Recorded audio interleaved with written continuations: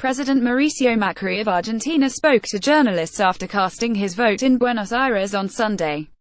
On Monday, Mr. Macri hailed the election results as a show of support for his agenda.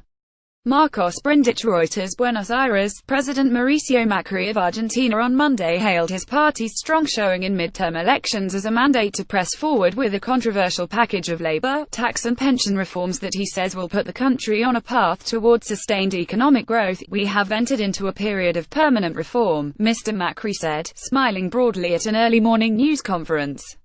"Argentina must not stop and must not fear reforms, because to reform is to grow, progress, evolve." Mr.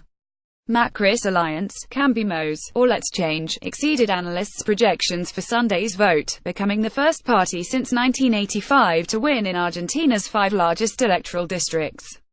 It picked up 9 seats in the Senate and 21 in the lower house of Congress, bolstering its count in the legislature, though Cambiemos remains a minority bloc. Former President Cristina Fernández de Kirchner, the standard-bearer of the Peronist Party, won a Senate seat. That will give her a formal platform to continue fighting Mr. Macri's policies, which Mrs. Kirchner says benefit the wealthy at the expense of the poor. The office will also probably shield her from prison if she is convicted of pending corruption charges. But overall, Mrs. Kirchner's party did poorly, underscoring how weak Peronism, the dominant political force here for decades, has become in the Macri era, largely as a result of internal divisions. And more broadly, the gains by the Macri alliance appeared to be another setback for the left in Latin America. In Brazil, the impeachment of Dilma Rousseff in 2016 brought an end to 13 years in power by the Workers' Party.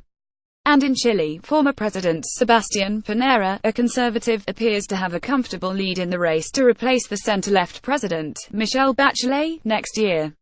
Seeking to capitalize quickly on Sunday's results, Mr. Macri said he would call the country's governors, key lawmakers and leaders in the judiciary to accelerate progress on labor and tax policy overhauls, his priorities. The message appeared intended to reassure investors who have long complained about the difficulty of doing business in Argentina. "The government wants to create a system to promote employment," said Fausto Spotorno, the chief economist at Orlando Ferreras Associados. "Today it's so expensive and risky to hire people in Argentina that there is a high rate of unemployment, and the underdeveloped economy is huge." Accelerating Mr. Macri's agenda carries significant political risks, analysts say, because the government's plan to cut Argentina's deficit, currently about 4.2% of the country's gross domestic product, will require unpopular cost-cutting measures. "The government is putting forward an agenda of reforms that are essential but carry important political costs," said Sergio Berenstein, a political commentator. "So the plan will be based on gradualism. Every day we'll see something new." Mr. Berenstein pointed out that high public spending was one of the keys to Mr. Macri's electoral success. Former President Cristina Fernández de Kirchner of Argentina won a Senate seat in legislative elections on Sunday.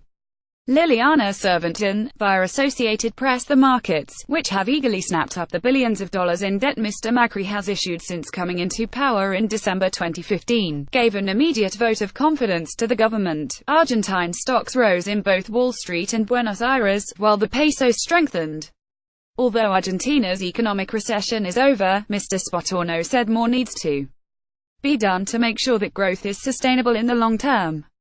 The World Bank recently projected that Argentina's economy would grow at a 2.8% rate this year and 3% next year, a strong performance in light of the lagging recovery in neighboring Brazil, a key market for Argentine goods. Sunday's election was a high point in the rise of a young political brand that came into power 2 years ago when Mr. Macri, a former mayor of Buenos Aires, won the presidency by billing himself as the new face of Argentine politics. It leaves him as a rare, powerful and relatively popular president in a region where several other large countries are currently led by deeply unpopular lame-duck leaders. Mr. Macri's candidate in the Buenos Aires province, which is home to nearly 40% of the electorate, won a 4-point victory over Mrs. Kirchner. Mrs. Kirchner went on a charm offensive in the final stretch of the campaign, dialing down on the defiant style that has come to characterize her politics. She billed herself as the best hope of putting the brakes on what she called Mr. Macri's austerity policies. On Monday, she was notably silent. Analysts said that divisions that had emerged in the opposition would make it easier for the government to seal the necessary alliances to get legislation through Congress. The truth is that Peronism has never been this weak, said Marielle Fornoni, director of Management and Fit, a political consultancy. It has gone through low points before, but the main difference now is that it doesn't have any clear leadership, and the person who is claiming to be its leader is rejected by a large segment of society. The days leading up to the vote took on a somber tone after the body of an indigenous rights activist, Santiago Maldonado, was found in a Patagonia river last week, more than 2 months after he was reported missing after a protest that was broken up by security forces. Mr. Maldonado's disappearance became a rallying cry for the opposition, and Snap opinion polls suggested that the discovery of his body would hurt Mr. Macri at the ballot box.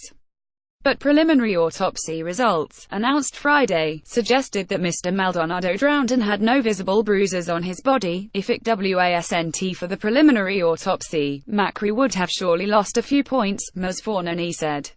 On Monday, Mr. Macri vowed to continue supporting the judiciary to find out the truth about what happened to Mr. Maldonado.